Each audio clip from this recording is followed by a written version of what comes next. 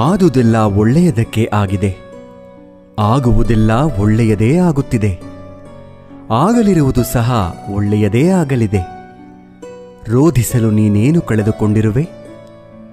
ಕಳೆದುಕೊಳ್ಳಲು ನೀನು ತಂದಿರುವುದಾದರೂ ಏನು? ನಾಶವಾಗಲು ನೀನು ಮಾಡಿರುವುದಾದರೂ ಏನು? ನೀನೇನು ಪಡೆದಿದ್ದರೂ ಅದನ್ನು ಇಲ್ಲಿಂದಲೇ ಪಡೆದಿರುವೆ. ಯಾವುದು ನಿನ್ನ ಭಾಗ್ಯದಲ್ಲಿ ಇದೆಯೋ ಅದು ನಿನಗೆ ಸಿಕ್ಕೇ ತೀರುತ್ತದೆ. ಯಾವುದು ನಿನ್ನದಲ್ಲವೋ ಅದು ನೀನು ಎಷ್ಟೇ ಪ್ರಯತ್ನಿಸಿದರೂ ಸಿಗಲಾರದು. ಚಿಂತೆ ಬಿಡು. ಜೀವನದಲ್ಲಿ ಬರುವುದೆಲ್ಲವ ಬಂದಂತೆ ಸ್ವೀಕರಿಸು. ನಮ್ಮ ಬದುಕೇ ಒಂದು ಹೋರಾಟ.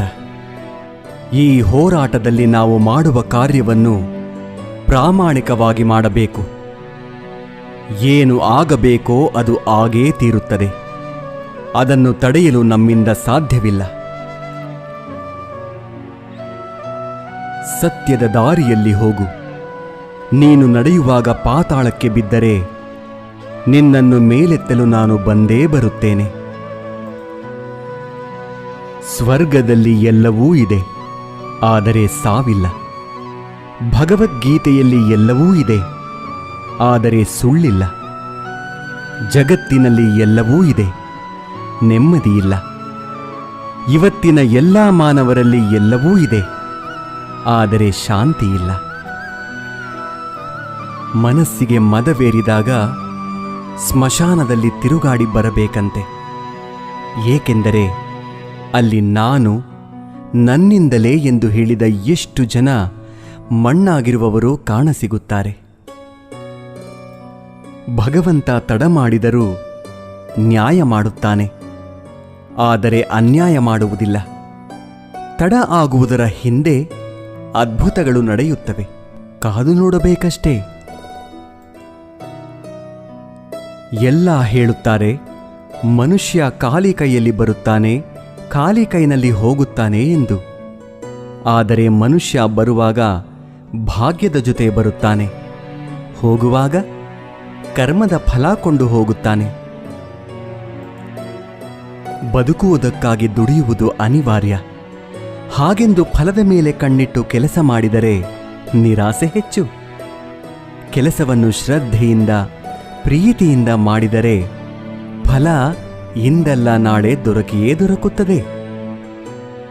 ಒಂದು ಬಾರಿ ಅರ್ಜುನ ಶ್ರೀಕೃಷ್ಣನನ್ನು ಕೇಳಿದ, ಈ ಗೋಡೆಯ ಮೇಲೆ ಒಂದು ಸಂದೇಶ ಬರಿ. ಅದು ಹೇಗಿರಬೇಕೆಂದರೆ, ಖುಷಿಯಲ್ಲಿದ್ದಾಗ ಓದಿದರೆ ದುಃಖವಾಗಬೇಕು, ದುಃಖವಾಗಿದ್ದಾಗ ಓದಿದರೆ ಖುಷಿಯಾಗಬೇಕು. ಕೃಷ್ಣನು ಬರೆದ, ಈ ಸಮಯ ಕಳೆದು ಹೋಗುತ್ತದೆ. ಅಕ್ಕಿ ಅನ್ನಕ್ಕೆ ಕೇಳಿತು, ನೀನು ನಾನೇ ಆಗಿದ್ದೆ, ಆದರೆ ಅದು ಹೇಗೆ ಅನ್ನವಾದೆ ಎಂದು. ಅನ್ನ ಸುಂದರವಾಗಿ ಉತ್ತರಿಸಿತು, ನೀರು ಮತ್ತು ಬೆಂಕಿಗಳ ಸಂಪರ್ಕಕ್ಕೆ ಒಳಗಾದೆ, ಅವುಗಳ ಸಂಸ್ಕಾರದಿಂದ ಮೃದುವಾದೆ, ಮಧುರವಾದೆ. ಅಕ್ಕಿ ಎನ್ನುವ ಭಾವ ಕಳೆದುಕೊಂಡೆ, ಅನ್ನ ಎನ್ನುವ ಅನುಭವ ಪಡೆದುಕೊಂಡೆ.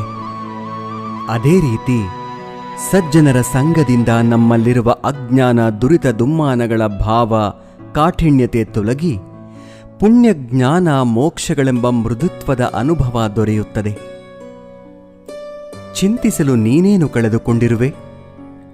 ನಿಶ್ಚಿಂತೆಯಿಂದಿರಲು ನೀನೇನು ಪಡೆದುಕೊಂಡಿರುವೆ? 3 ದಿನದ ಈ ನಾಟಕದಲ್ಲಿ ಕಳೆದುಕೊಳ್ಳಬೇಕಾಗಿರುವುದು ಕರ್ಮ ಒಂದೇ, ಪಡೆಯಬೇಕಾಗಿರುವುದು ಪುಣ್ಯ ಒಂದೇ. ದೊಡ್ಡ ಮನುಷ್ಯನಾಗುವುದು ಒಳ್ಳೆಯದು, ಆದರೆ ಒಳ್ಳೆಯ ಮನುಷ್ಯನಾಗುವುದು ದೊಡ್ಡ ವಿಷಯ. ದುಃಖದ ಬಗ್ಗೆ ಚಿಂತಿಸತೊಡಗಿದರೆ ಸದಾ ದುಃಖಿಯಾಗಿಯೇ ಉಳಿಯುತ್ತೀಯ. ಸದಾ ಸುಖ ಸಂತೋಷಗಳನ್ನು ಧ್ಯಾನಿಸುತ್ತಿದ್ದರೆ ಮುಂದೆ ಸುಖಿಯಾಗುತ್ತೀಯ. ಏಕೆಂದರೆ ಮನಸ್ಸು ಯಾವುದರ ಬಗ್ಗೆ ಹೆಚ್ಚಾಗಿ ಧ್ಯಾನಗೊಳ್ಳುವುದೋ ಅದೇ ಸಕ್ರಿಯವಾಗುವುದು. ಪರಮಾತ್ಮನಲ್ಲಿ ಏನನ್ನಾದರೂ ಬೇಡುವುದಾದರೆ ಪರಮಾತ್ಮನನ್ನೇ ಬೇಡು. ಪರಮಾತ್ಮ ನಿನ್ನವನಾದರೆ ಸರ್ವಸ್ವವೂ ನಿನ್ನದೇ.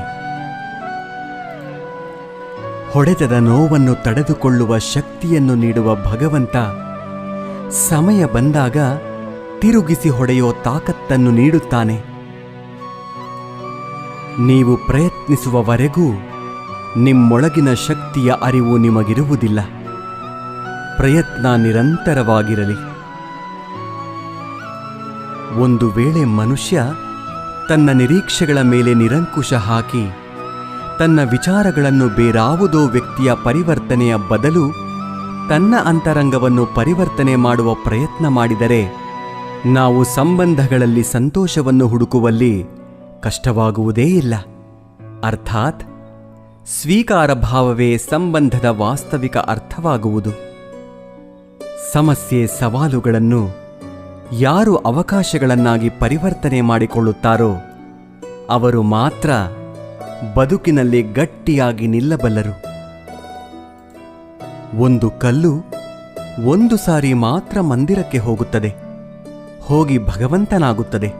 ಆದರೆ ಪ್ರತಿದಿನವೂ ಮಂದಿರಕ್ಕೆ ಹೋಗುವ ಮನುಷ್ಯನು ಮಾತ್ರ ಕಲ್ಲಾಗಿಯೇ ಇರುತ್ತಾನೆ. ಯಾವ ರಾಜನೂ ಸದಾಕಾಲ ರಾಜನಾಗಿರುವುದಿಲ್ಲ. ಯಾವ ಶ್ರೀಮಂತನೂ ಕೊನೆಯವರೆಗೂ ಶ್ರೀಮಂತನಾಗಿರುವುದಿಲ್ಲ. ಯಾವ ಬಡವನೂ ಕೊನೆಯವರೆಗೂ ಬಡವನಾಗಿಯೇ ಇರುವುದಿಲ್ಲ. ಈ ಜಗತ್ತಿನಲ್ಲಿ ಯಾವುದು ಕೂಡ ಶಾಶ್ವತವಲ್ಲ. ಪರಿವರ್ತನೆಯೇ ಜಗದ ನಿಯಮವಾಗಿದೆ.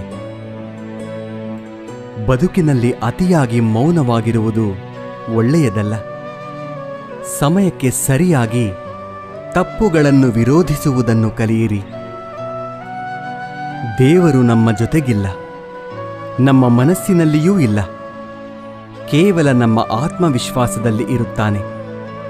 ಯಾವಾಗ ಮನುಷ್ಯನು ತಾನು ಮಾಡಿದ ಕರ್ಮಫಲಗಳನ್ನು ಇದೇ ಜನ್ಮದಲ್ಲಿ ಅಥವಾ ಮುಂದಿನ ಜನ್ಮದಲ್ಲಿ ಅನುಭವಿಸಬೇಕಾಗುತ್ತದೆ ಎಂಬ ಜ್ಞಾನವನ್ನು ಅರಿತುಕೊಳ್ಳುತ್ತಾನೋ ಆಗ ಇಡೀ ಜಗತ್ತು ಬದಲಾವಣೆಯತ್ತ ಸಾಗಿಬಿಡುತ್ತದೆ.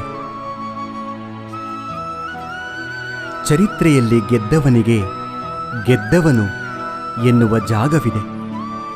ಸೋತವನಿಗೆ ಕೂಡ ಇಂಥವನೊಂದಿಗೆ ಸೆಣಸಾಡಿ ಸೋತ ಎನ್ನುವ ಜಾಗವಿದೆ. ಆದರೆ ನಿಂತುಕೊಂಡು ನೋಡುವವರಿಗೆ, ಆಡಿಕೊಂಡು ನಗುವವರಿಗೆ ಚರಿತ್ರೆಯಲ್ಲಿ ಎಲ್ಲಿಯೂ ಕೂಡ ಜಾಗವಿಲ್ಲ. ಕೋಪದಿಂದ ಮಾತನಾಡಿದರೆ ಗುಣವನ್ನು ಕಳೆದುಕೊಳ್ಳುತ್ತೇವೆ. ಹೆಚ್ಚಾಗಿ ಮಾತನಾಡಿದರೆ ಶಾಂತಿಯನ್ನು ಕಳೆದುಕೊಳ್ಳುತ್ತೇವೆ. ಅನಗತ್ಯವಾಗಿ ಮಾತನಾಡಿದರೆ ಕೆಲಸವನ್ನು ಕಳೆದುಕೊಳ್ಳುತ್ತೇವೆ. ಅಹಂಕಾರದಿಂದ ಮಾತನಾಡಿದರೆ ಪ್ರೀತಿಯನ್ನು ಕಳೆದುಕೊಳ್ಳುತ್ತೇವೆ. ಸುಳ್ಳು ಮಾತನಾಡಿದರೆ ಹೆಸರನ್ನು ಕಳೆದುಕೊಳ್ಳುತ್ತೇವೆ. ವೇಗವಾಗಿ ಮಾತನಾಡಿದರೆ ಅರ್ಥವನ್ನು ಕಳೆದುಕೊಳ್ಳುತ್ತೇವೆ. ಪ್ರೀತಿಯಿಂದ ಮಾತನಾಡಿದರೆ ಎಲ್ಲವನ್ನೂ ಗಳಿಸುತ್ತೇವೆ. ಬದುಕಿನಲ್ಲಿ ಏನೇ ನಡೆದರೂ ಒಳ್ಳೆಯದೇ. ವರ್ತಮಾನದಲ್ಲಿ ಏನಾಗುತ್ತಿದೆಯೋ ಅದೆಲ್ಲವೂ ಉತ್ತಮವಾಗಿಯೇ ನಡೆಯುತ್ತದೆ. ಮುಂದೆ ಏನಾಗುವುದೋ ಅದೆಲ್ಲವೂ ಚೆನ್ನಾಗಿಯೇ ಇರುತ್ತದೆ. ಭವಿಷ್ಯದ ಬಗ್ಗೆ ಚಿಂತಿಸಬೇಡಿ, ವರ್ತಮಾನದಲ್ಲಿ ಜೀವಿಸಿ. ಒಂದು ಬಾರಿ ಅರ್ಜುನ ಶ್ರೀಕೃಷ್ಣನನ್ನು ಕೇಳುತ್ತಾನೆ, ಎಲ್ಲವೂ ಹಣೆಬರಹದಲ್ಲೇ ಬರೆದಿದ್ದರೆ ಪ್ರಯತ್ನಪಟ್ಟು ಫಲವೇನು ಎಂದು. ಆವಾಗ ಶ್ರೀಕೃಷ್ಣನು ಉತ್ತರಿಸುತ್ತಾನೆ, ಯಾರಿಗೆ ಗೊತ್ತು, ಪ್ರಯತ್ನಪಟ್ಟರೆ ಸಿಗುತ್ತದೆ ಎಂದು ಹಣೆಬರಹದಲ್ಲಿ ಬರೆದಿದ್ದರೆ ಪ್ರಯತ್ನಂ ಸರ್ವಸಿದ್ಧಿ ಸಾಧನಂ. ಒಮ್ಮೆ ನಾರದರು ಶ್ರೀಕೃಷ್ಣನನ್ನು ಕೇಳಿದರಂತೆ, ಈ ಪ್ರಪಂಚದಲ್ಲಿ ಎಲ್ಲರೂ ದುಃಖಿಗಳಾಗಿದ್ದಾರೆ ಏಕೆ ಎಂದು. ಆಗ ಶ್ರೀಕೃಷ್ಣನು ಮುಗುಳ್ನಗುತ್ತಾ ಹೇಳಿದನಂತೆ, ಸುಖ ಎಲ್ಲರ ಬಳಿಯೂ ಇದೆ, ಆದರೆ ಎಲ್ಲರೂ ಇನ್ನೊಬ್ಬರ ಸಂತೋಷದಿಂದ ದುಃಖಿಗಳಾಗಿದ್ದಾರೆ ಅಷ್ಟೇ. ನೆಮ್ಮದಿ ಯಾವುದೇ ವಸ್ತು ಹಣದಲ್ಲಿ ಇರುವುದಿಲ್ಲ, ನಮ್ಮ ಆಲೋಚನೆ ಮತ್ತು ಮನಸ್ಸಿನಲ್ಲಿ ಇರುತ್ತದೆ. ಕಷ್ಟಪಡದೆ ಸಿಕ್ಕ ಫಲ ಎಂದಿಗೂ ಸುಖವನ್ನು ಕೊಡುವುದಿಲ್ಲ. ಸುಖವನ್ನು ಕಷ್ಟಪಡುವುದರಲ್ಲಿ ಹುಡುಕಿ. ಸ್ನಾನ ದೇಹವನ್ನು, ಧ್ಯಾನ ಮನಸ್ಸನ್ನು, ದಾನ ಧನವನ್ನು, ಯೋಗ ಜೀವನವನ್ನು, ಪ್ರಾರ್ಥನೆ ಆತ್ಮವನ್ನು, ವ್ರತ ಆರೋಗ್ಯವನ್ನು, ಕ್ಷಮೆ ಸಂಬಂಧಗಳನ್ನು, ಪರೋಪಕಾರ ಅದೃಷ್ಟವನ್ನು ಪವಿತ್ರಗೊಳಿಸುತ್ತದೆ. ಕೇವಲ ದೇವರನ್ನು ಪೂಜಿಸುವುದರಿಂದ ಪುಣ್ಯ ಬರುವುದಿಲ್ಲ. ಉತ್ತಮ ಬುದ್ಧಿ, ಉತ್ತಮ ಯೋಚನೆ, ಉತ್ತಮ ಕೆಲಸ, ಉತ್ತಮ ಮಾತು, ಉತ್ತಮ ವರ್ತನೆ, ಕರುಣೆ, ಅಹಿಂಸೆಯಿಂದ ಪುಣ್ಯ ಸಿಗುತ್ತದೆ.